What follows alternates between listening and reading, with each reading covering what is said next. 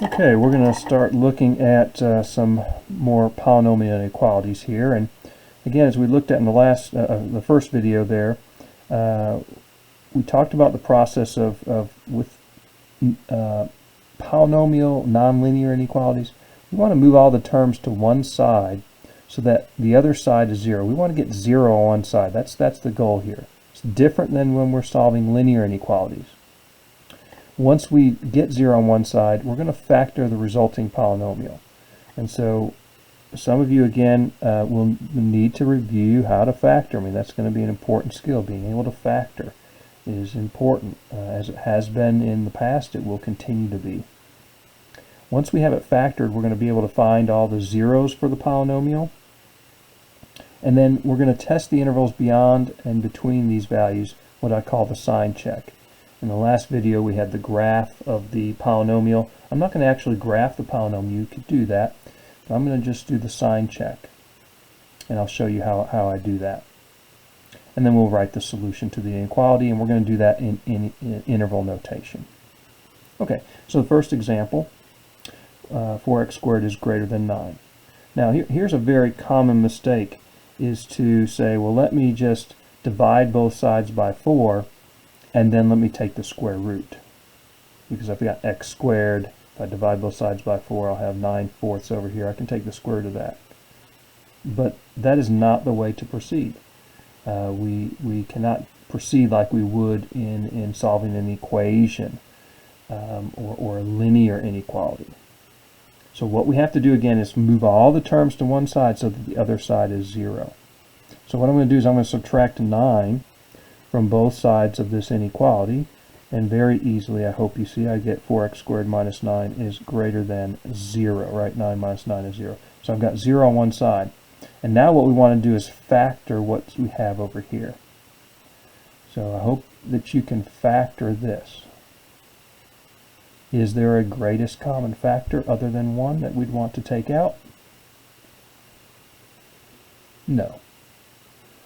So what do we have left? We have left 2 terms. Well, is this the difference of 2 squares? Yes, this factors as the difference of 2 squares. All right? This is actually 2x quantity squared, and of course 9 is 3 squared. So this factors as 2x plus 3 times 2x minus 3.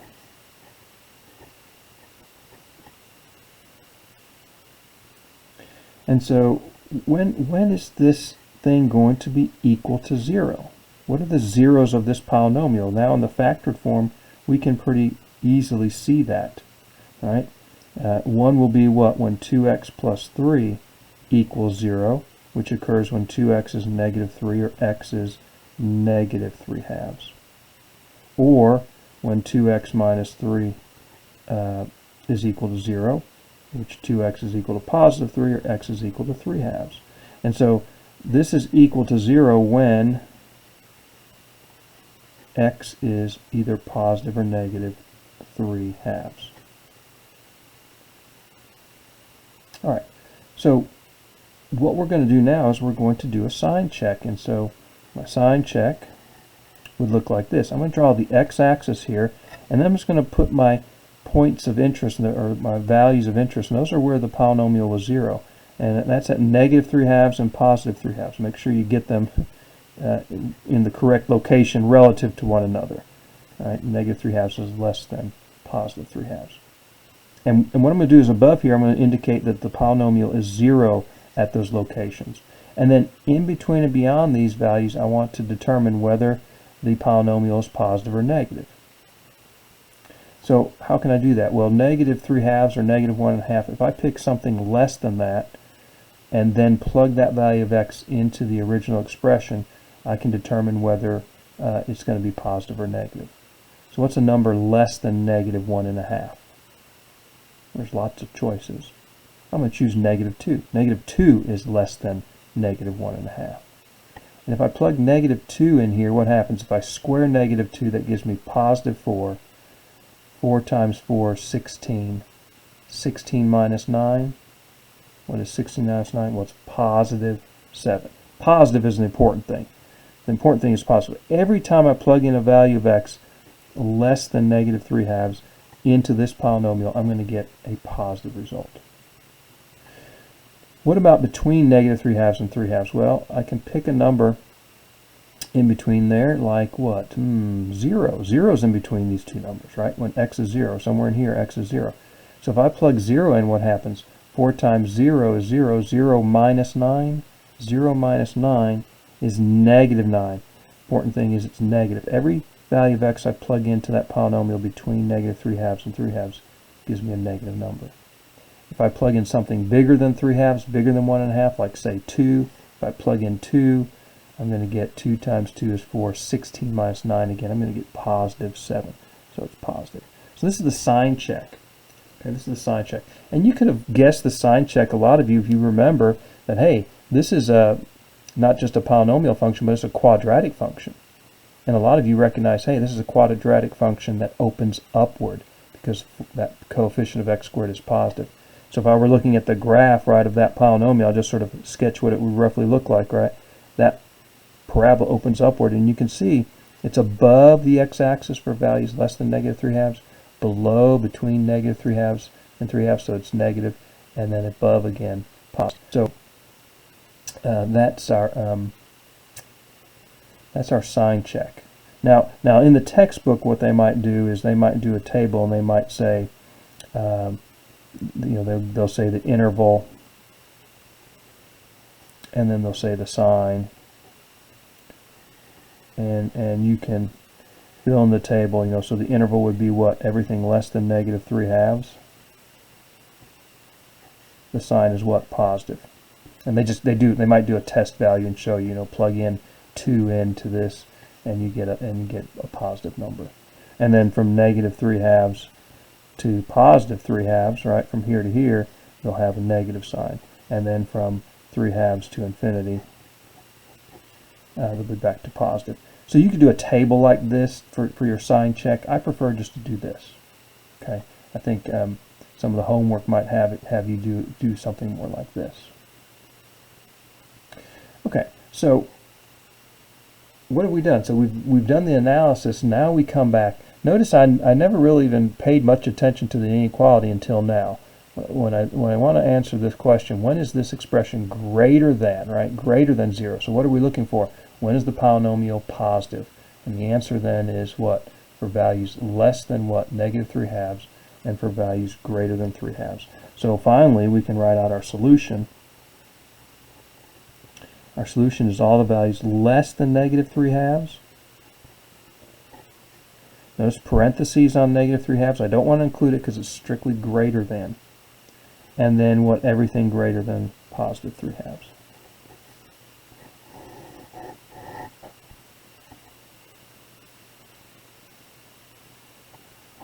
Let's try another example.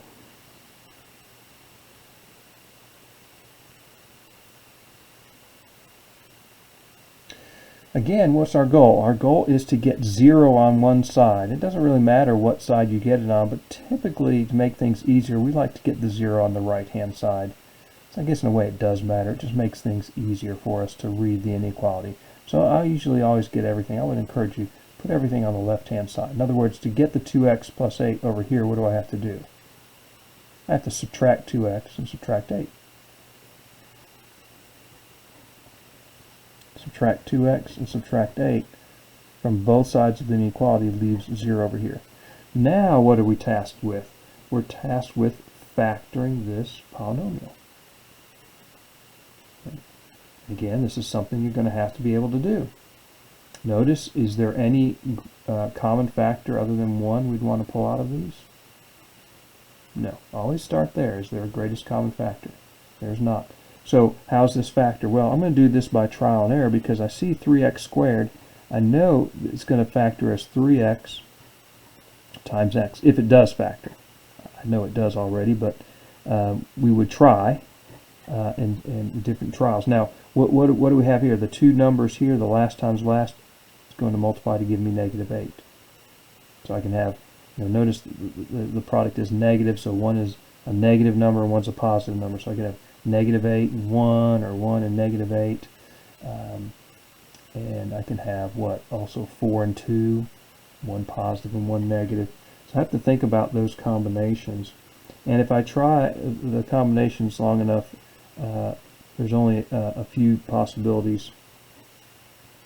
This is the combination that works, right? If I multiply out this to check, let's see. First times first, 3x times x gives me 3x squared. That's my outer. 3x times negative 2, notice that's a negative 2. That's negative 6. What's my inner? 4x. What's negative 6x plus 4x? It's negative 2x. Last times last, 4 times negative 2 gives me negative 8. Okay. So again, this is by trial and error. You could also use the AC method or grouping method. You just need to be able to factor these expressions. Once we have it factored, then we ask ourselves, when is this equal to 0?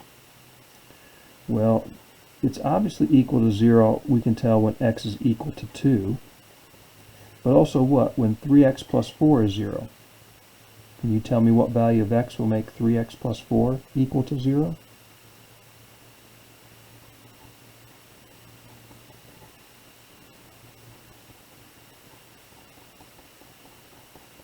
Did you say negative 4/3? You're right. Negative 4/3. Right, those are the two values of x that make this polynomial 0. Okay. What do we do now? We do our sign check. Our sign check looks like what? Put our x values. Negative 4/3 is less than 2. I say it's 0 at these locations. And then I check the value of the polynomial. For values less than negative 4/3, which is about negative 1.3 something, if I plug in negative 2 into this original polynomial, what's going to happen? Well, you can plug it in up here, or you can plug it in here, actually the factored form. If I plug in negative 2 here, I get negative 6 plus 4. That's a negative 2. Negative 2 minus 2 is negative 4. Negative 2 times negative 4, negative times negative, it's going to be positive. Okay, I'm doing all that in my head. I mean, if you have your calculator, you are free to go ahead and plug in and evaluate, right, for any particular number and get the value. The important thing is not so much the value, is whether it's positive or negative. Between negative 4/3 and 2, I can pick x equals 0. If I plug in 0 here, I get 4. Plug in 0 here, I get negative 2. 4 times a negative 2 is negative 8. So we're always negative. If I plug in a number bigger than 2 into this polynomial, a number bigger than 2, it's going to come out to be positive again.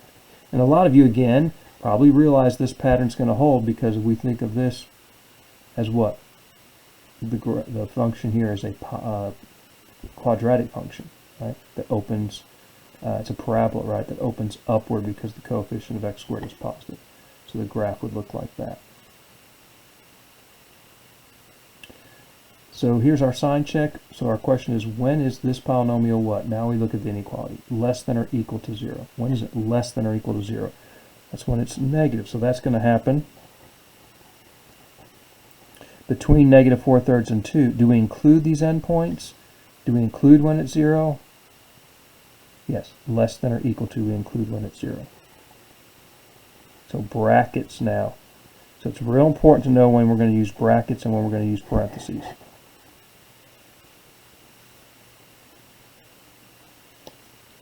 Okay. So we're going to look at a couple more here. Actually, 3 more.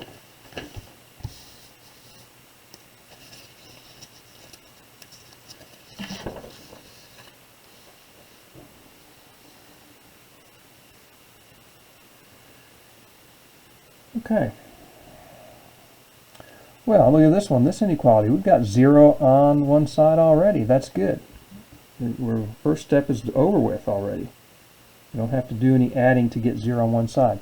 What do we have to do now? We have to factor, right? We have to factor what's left over here. So how am I going to factor this? Well, again, what do we start with? We start with the greatest common factor. What is the greatest common factor of those 3 terms? Answer, x. So this is what we're going to do first. We're going to factor out an x. And what does that leave me? X squared plus x minus 6. And then I have to factor what's left, right? Does that factor? Yeah, that factors pretty easily.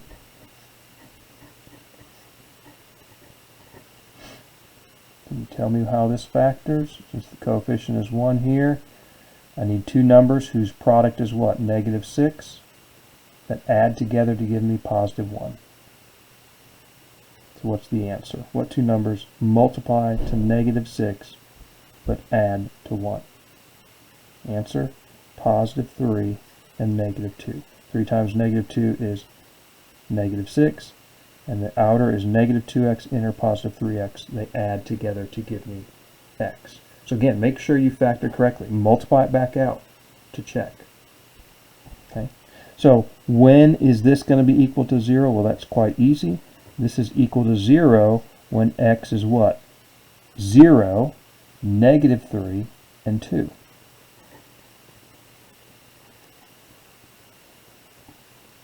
So my sign check looks like this. Again, make sure you get those in the correct order, right? -3 comes before 0, and then 2 going left to right. So it's 0 at each of these locations. Okay. And now I can just check. If I pick a number less than -3, what do I get, positive or negative? Well, let's see. If I plug in like -4, that's smaller. Let's just plug it in the factored form here. If I plug in -4, this will be -4. -4 plus 3 will be -1. And -4 minus 2 will be -6. The important thing is I've got three numbers and they're all negative, right? -4, -1, -6.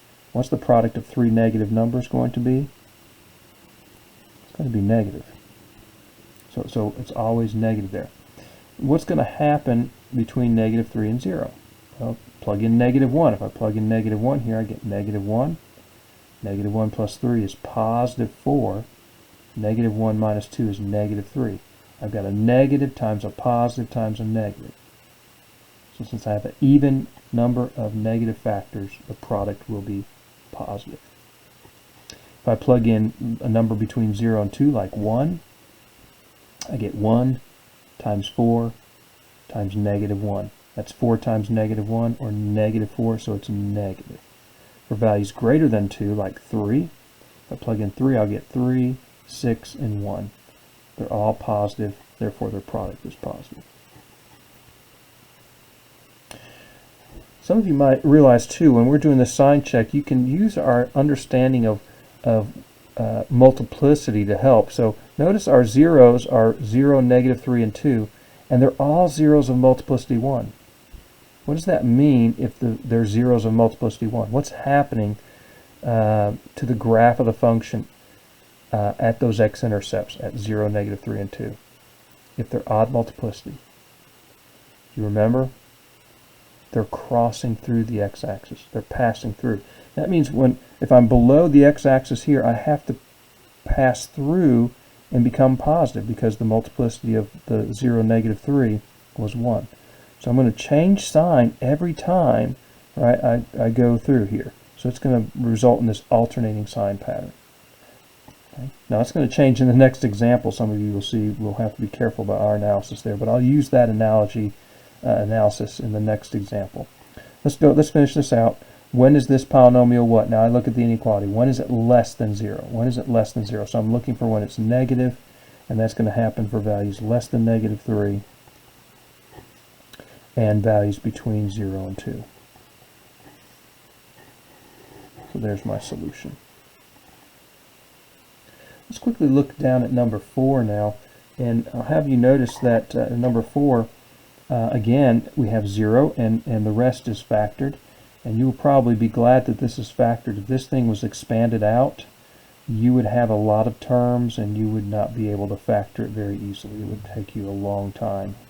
So we're glad that it's factored. But in the factored form, can you tell me when this polynomial is equal to 0?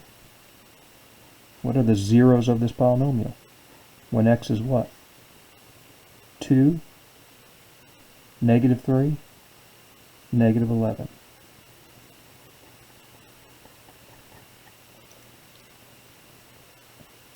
And so I'm going to do the sign check here. Now which goes first? 2, -3, or -11? The smallest is -11. and goes negative 3, and then goes positive 2. And it's 0 at all these locations. But I want to add in here our analysis we talked about before. What's the multiplicity? Multiplicity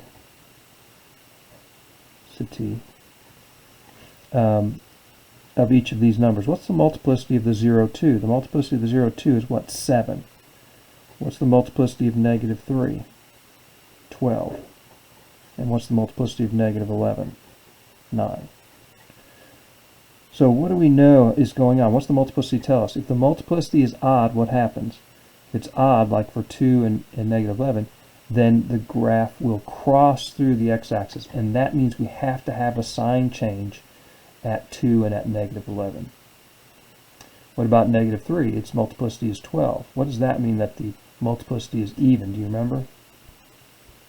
That means that the graph of the function touches but turns around at that point. Touches but turns around at that point. So let's see, how can we use that information to help us with the sign check? Well, we can do this. For values less than negative 11, we got to start somewhere. Let's plug in something less than negative 11, like negative 12. Now I'm going to just do that down here to help us visualize this. You can use your calculator again, but if I plug in negative 12 for x, I'm just going to replace x with negative 12.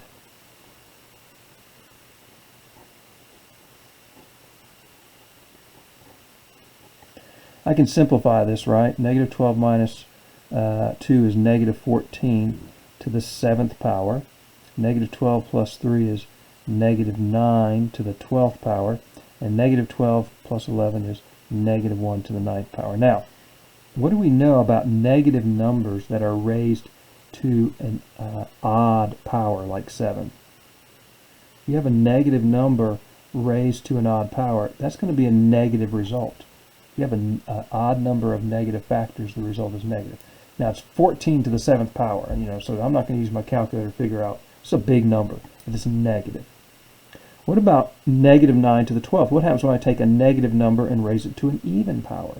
If I have an even number of negative factors, that's going to be a positive result.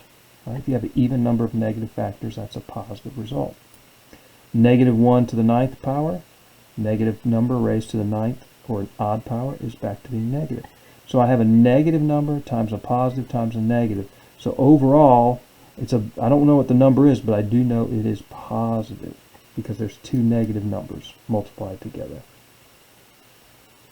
So again, you can use your calculator and plug in these values and you'll get some big positive number. Okay, the important thing is it's positive. So we'll put a positive there for values less than negative 11. So we checked with negative 12. Now, what's going to happen? I can check a number between negative 11 and negative 3, like say negative 4, like I did here. And then between negative 3 and 2, I can try 0, and so on. But again, I'm going to go back to the multiplicity. What did we say? At 2 and at negative 11, we're odd multiplicity, and therefore the graph is going to cross through. So at negative 11, odd multiplicity, we're going to cross through, and we're going to change, the sign's going to change from what? From positive to what? Below the x-axis to negative. So I know it's going to change to negative here. What's going to happen at negative 3? Are we going to change sign? Well, at negative 3, notice the multiplicity was even. Right? What does the even multiplicity mean? It means it's going to be approaching, but it's not going to cross through. Right? It's going to touch, and it's going to turn around. It's going to touch, and it's going to turn around. So I mean, if I was looking at the rough graph of this polynomial function, it's going to cross through at negative 11, but it's going to come and touch and turn around there.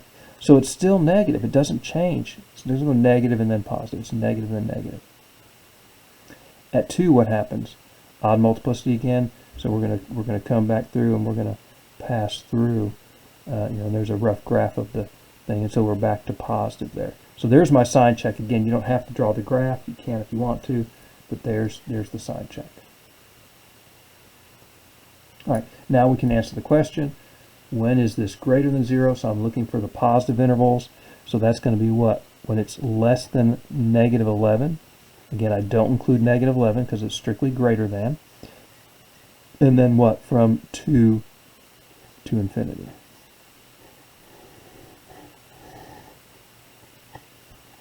And before we go, we'll finish this one real quick, number 5, because you'll look at number 5 and you'll notice it's almost identical to number 4, except what? Greater than or equal to 0. So do we have a lot of work to do this one? No, we've done all the work. We're going to use this same sign check. This is the same sign check we use, except now we're looking for what? When is it greater than or equal to 0? So all I'm going to include is where it's equal to 0. Now this brings out a fairly interesting case when we look at this, because what's the solution going to be? Well, when it's greater than 0, again from negative infinity to negative 11, but this time I want to include when it's 0, so I'm going to include negative 11.